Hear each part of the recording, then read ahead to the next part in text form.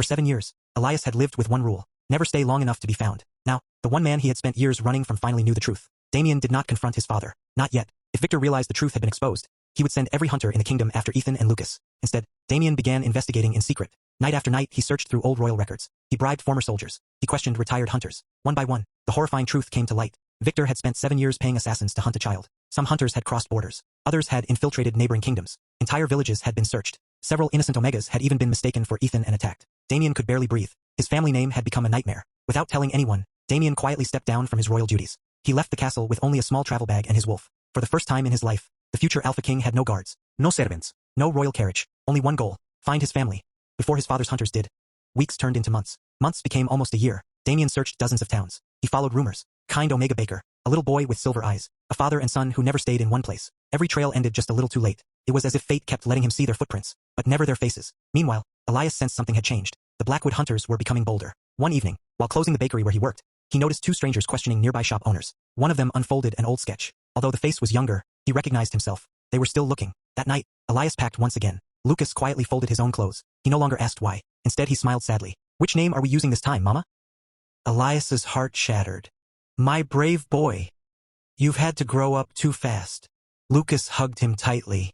As long as we're together, I'm not scared.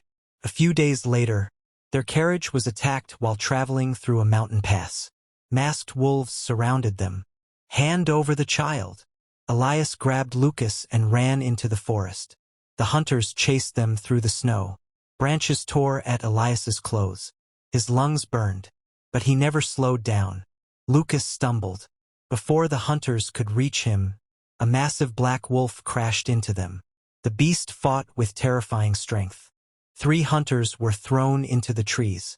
Another fled in fear.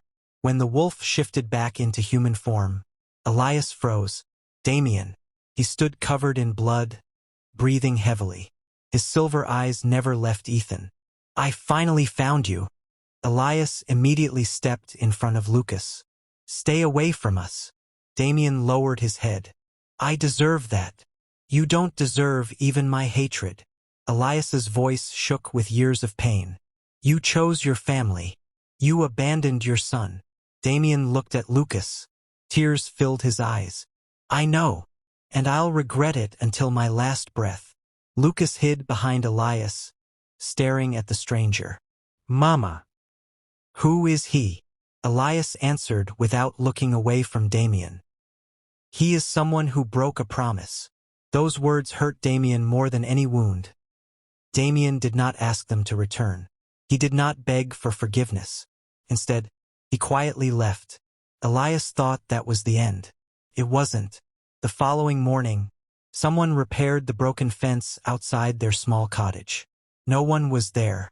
The next day, fresh bread and medicine appeared on the doorstep.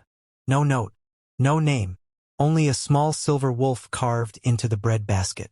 Elias knew exactly who had left it. Days turned into weeks.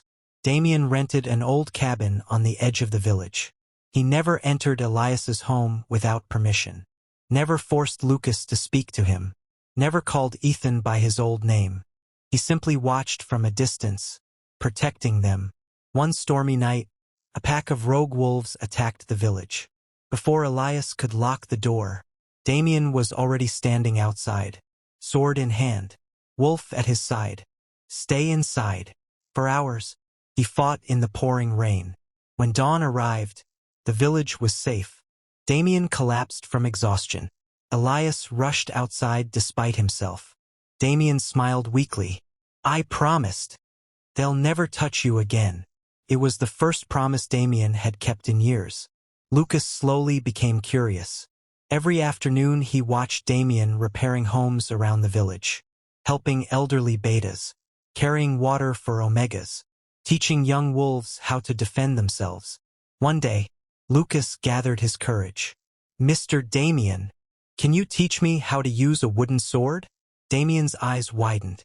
A smile he hadn't worn in years appeared on his face. I'd be honored. From that day on, they trained together every evening. Damien never told Lucas what to call him. He was simply grateful the little boy trusted him enough to smile.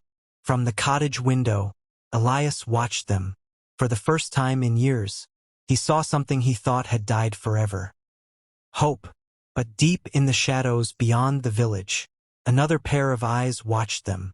A Blackwood assassin lowered his hood. He smiled coldly. So, the lost heir has finally been found. He quietly mounted his horse and rode back toward Mooncrest Castle to report everything to Alpha King Victor Blackwood. The hunt had begun again. If you were Ethan, would Damien's actions be enough to start rebuilding your trust? Or would you still refuse to let him back into your life?